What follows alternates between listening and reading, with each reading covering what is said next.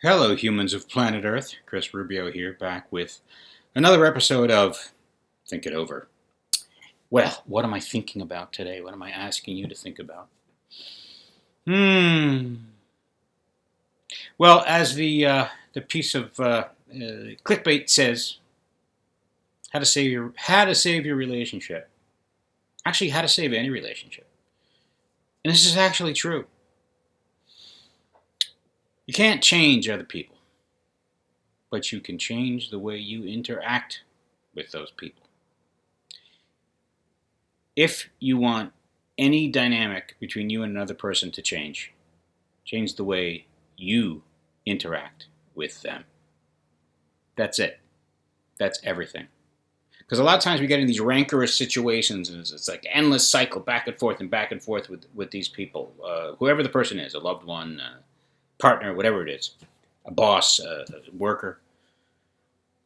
But if possible, I'm not saying this is easy, but I am saying it does work. If possible, stop and examine the way in which you communicate with that other person. The way you automatically just react and speak. Because if you were to stop and take a look back and go, how am I actually communicating? What signals am I giving them when I communicate with them? What am I telling them? In what way am I telling them it's okay to communicate in this way? Like if I argue with somebody, I'm telling them arguing is an appropriate way for us to communicate.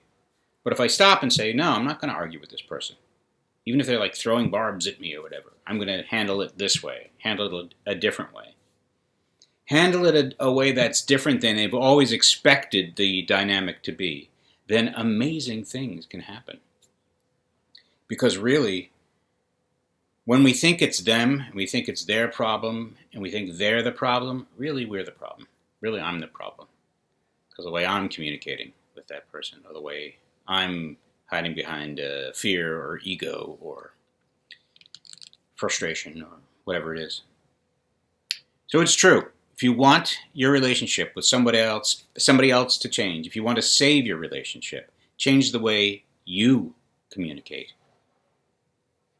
So that's my story. I'm Chris Rubio, asking you, for my sake and for your sake, to please think it over.